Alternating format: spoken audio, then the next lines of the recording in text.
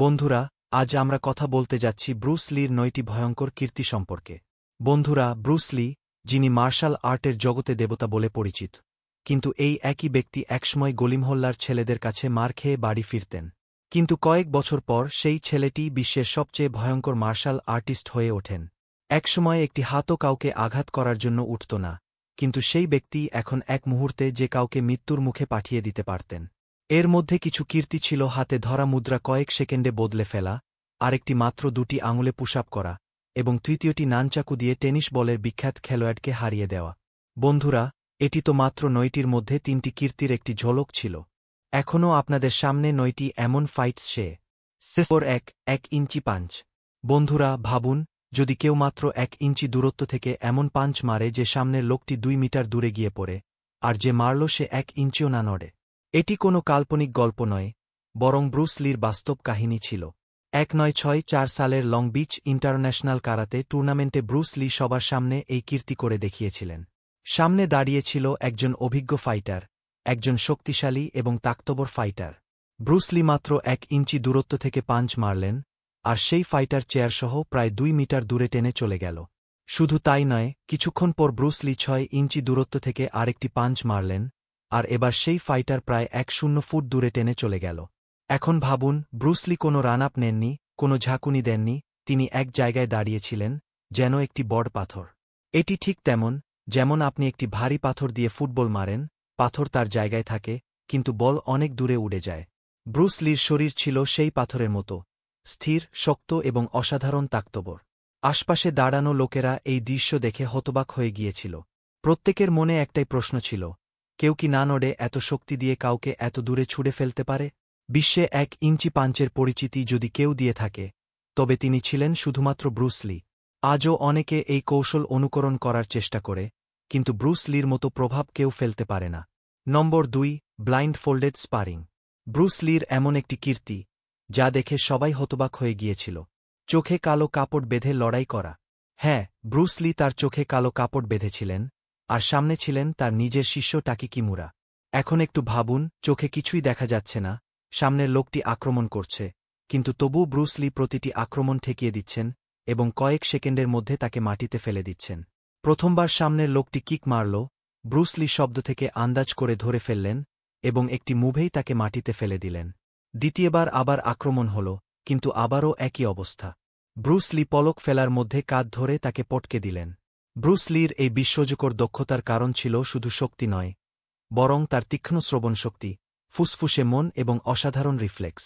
তিনি কেবল পায়ের শব্দ, শ্বাসের গতি এবং বাতাসে মাংসপেশির কম্পনের শব্দ থেকে আন্দাজ করতেন যে পরবর্তী আক্রমণ কোন দিক থেকে আসছে। মোট ৩-৪ বার টাকি কিমুরা আক্রমণ করার চেষ্টা করল, কিন্তু প্রতিবারই ব্রুস লি তাকে ধরে মাটিতে আছড়ে ফেললেন। ভাবুন, না দেখে, না ভয় পেয়ে, কেবল অনুভূতি দিয়ে প্রতিটি মুভ পড়ে নেওয়া, এমন কীর্তি মানুষের সীমার বাইরে মনে হয়।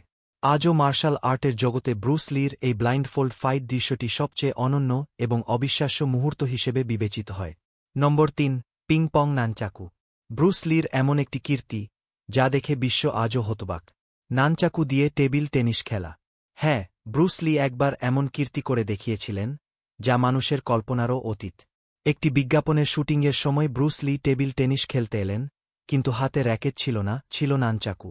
সামনে দাঁড়িয়ে ছিল একজন পেশাদার খেলোয়াড়, এবং খেলা শুরু হল। ব্রুস লি টানা ৬ থেকে ৭টি শট মিস না করে মারলেন, আর সামনের খেলোয়াড়টি প্রতিবারই হতবাক হয়ে গেল। কিছুক্ষণের মধ্যেই ব্রুস লির নির্ভুলতা এবং গতির কাছে সেই খেলোয়াড় হার মেনে নিল।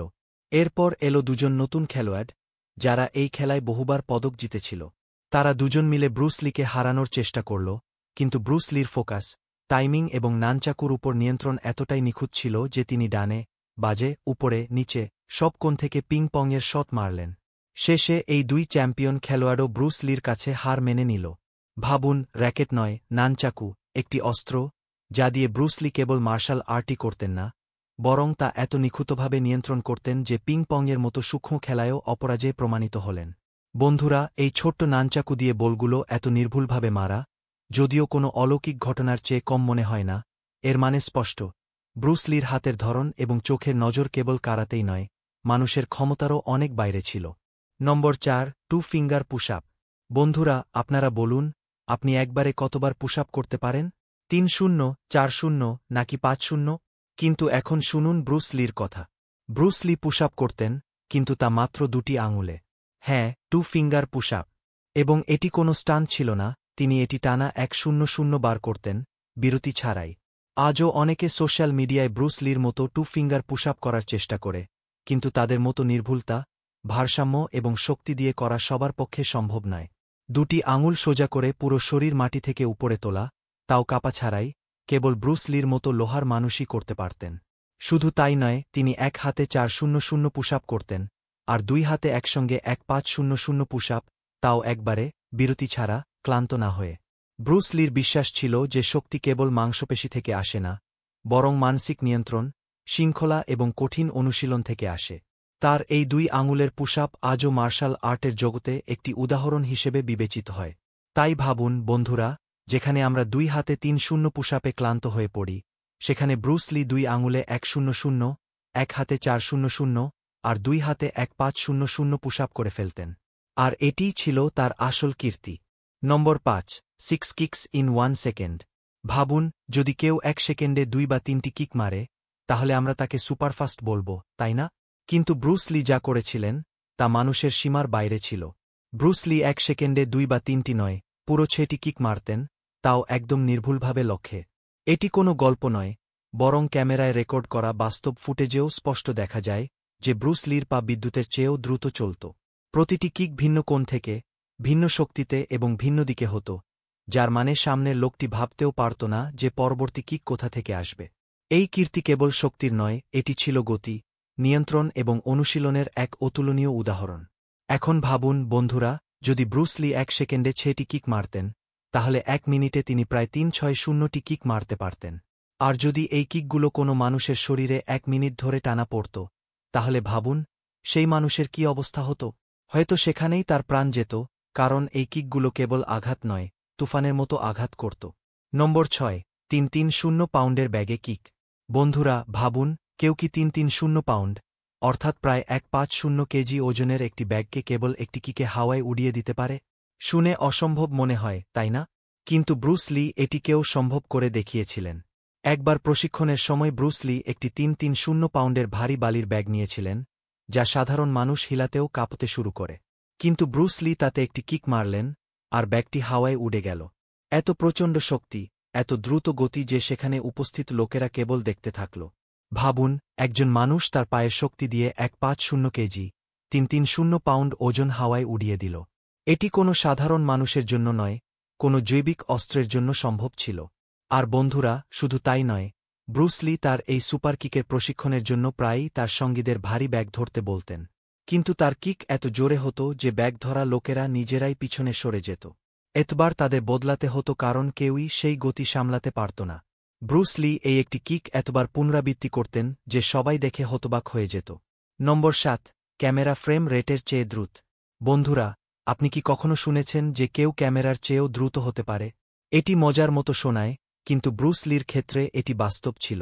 ব্রুস লি এত দ্রুত ছিলেন যে যখন তিনি তার কিছু ফাইটিং মুভ ক্যামেরার সামনে করলেন, তখন ক্যামেরা তাকে ঠিকমতো ধরতেই পারেনি। হ্যাঁ, সেই সময়ের ক্যামেরাগুলো প্রতি সেকেন্ডে 2-4 ফ্রেমে রেকর্ড করত, কিন্তু ব্রুস লির গতিবিধি এত দ্রুত ছিল যে তার হাত এবং পা ফ্রেমের ভেতর দেখাই যেত না। ডিরেক্টর এবং ক্যামেরাম্যানরা হতবাক হয়ে গিয়েছিল, কারণ স্ক্রিনে কেবল একটি ঝাপসা ছায়া দেখা যেত। পাঞ্চ বোঝা যেত না, কিকের আন্দাজও করা যেত না। অবশেষে তাদের ব্রুস লির ফাইটিং মুভগুলো ধরতে ক্যামেরার গতি কমাতে হয়েছিল যাতে তার গতিবিধি বোঝা যায়। ভাবুন, যেখানে বিশ্ব স্টাইলের জন্য স্লো মোশন ব্যবহার করে, ব্রুস লির জন্য স্লো মোশন জরুরি ছিল কারণ তিনি ক্যামেরার চেয়েও দ্রুত ছিলেন। এখন প্রশ্ন এটি নয় যে ব্রুস লি কত দ্রুত ছিলেন, প্রশ্ন হল, কিভাবে একজন মানুষ মেশিনের চেয়েও এগিয়ে যেতে পারে? নম্বর 8, দ্য কয়েন সুইচ ট্রিক। আপনি কি কখনো এমন জাদু দেখেছেন, যা চোখের সামনে ঘটে কিন্তু তবুও বোঝা যায় না? ব্রুস লির কয়েন সুইচ ট্রিক ছিল এমনই এক কীর্তি। এটি কোনো স্টেজের ম্যাজিক শো ছিল না, বরং গতি, ফোকাস এবং রিফ্লেক্সের এক জীবন্ত উদাহরণ, যা দেখে ভালো ভালো মানুষের মাথা ঘুরে যেত। ট্রিকটি কি ছিল? ব্রুস লি একজনের খোলা হাতের তালুতে একটি মুদ্রা রাখতেন এবং বলতেন, তুমি যেই তোমার মুঠো বন্ধ করবে, আমি মুদ্রাটি নিয়ে নেব। সামনের লোকটি পুরো শক্তি এবং তৎপরতা দিয়ে তার মুঠো বন্ধ করত, কিন্তু পরের মুহূর্তে সে হতবাক হয়ে যেত কারণ মুঠো খুললে তাতে সেই মুদ্রা থাকত না, অন্য একটি মুদ্রা থাকত। আর আসল মুদ্রাটি থাকত ব্রুস লির হাতে। অর্থাৎ ব্রুস লি পলক ফেলার আগেই একটি মুদ্রা তুলে নিয়ে আরেকটি রেখে দিতেন, এত দ্রুত যে সামনের লোকটির তা বুঝতেই পারত না। ভাবুন, এটি কোনো জাদু ছিল না, বরং মানুষের গতি এবং দক্ষতার চূড়ান্ত সীমা ছিল। এটি ছিল ব্রুস লির কয়েনো ট্রিক, যেখানে গতি চোখ দিয়ে নয়, কেবল বিশ্বাস দিয়ে বোঝা যেত। নম্বর 9, নানচাকু দিয়ে ম্যাচ জ্বালানো। বন্ধুরা, ব্রুস লি নানচাকু দিয়ে কেবল টেনিস বলই খেলতেন না, তিনি এমন কীর্তি করতেন যে মাথা ঘুরে যেত। যেমন, একজনের মুখে রাখা ম্যাচের কাঠি ছুঁজে না দিয়ে তা জ্বালানো। হতবাক হয়ে গেলেন, তাই না? তাহলে শুনুন, ব্রুস লি তার নানচাকুতে ম্যাচের ডিব্বার উপরের ঘষার অংশটি আগে থেকে লাগিয়ে রেখেছিলেন। তারপর সামনে একজনের মুখে ম্যাচের কাঠি রাখা হল। কাঠি ভাঙল না, সামনের লোকটি নড়ল না, আর ব্রুস লি এত নির্ভুলভাবে নানচাকু ঘোরালেন যে একবারেই ম্যাচের কাঠি জ্বলে উঠল। মুখে ছোঁয়া হল না, কাঠি পড়ল না, কেবল জ্বলন্ত শিখা। আর বন্ধুরা, এখানেই শেষ নয়। এরপর সেই লোকটি ম্যাচের কাঠিগুলো একটি একটি করে হাওয়ায় ছুড়ল, আর ব্রুস লি প্রতিটি উড়ন্ত কাঠিকে সেই মুহূর্তে নানচাকু দিয়ে ছুঁজে জ্বালিয়ে দিলেন। কোনো বিশেষ ইফেক্ট নয়, কোনো কাট নয়, কেবল ব্রুস লির গতি, শ্রেষ্ঠত্ব এবং মনশরীরের নিয়ন্ত্রণ। ভাবুন, মুখে রাখা কাঠি জ্বালানো, তারপর উড়ন্ত কাঠিগুলোতেও আগুন ধরানো, তাও কেবল নানচাকু দিয়ে। এটি কোনো জাদু ছিল না, এটি ছিল ব্রুস লির অসাধারণ কীর্তি, যা মানুষের সীমার অনেক বাইরে ছিল। ধন্যবাদ বন্ধুরা, আপনারা এই ভিডিওটি শেষ পর্যন্ত দেখেছেন, এজন্য হৃদয় থেকে ধন্যবাদ। যদি ভিডিওটি আপনাদের পছন্দ হয়ে থাকে, তাহলে এটি আপনার বন্ধুদের সঙ্গে অবশ্যই শেয়ার করুন। আর হ্যাঁ বন্ধুরা, আপনারা সম্ভবত এই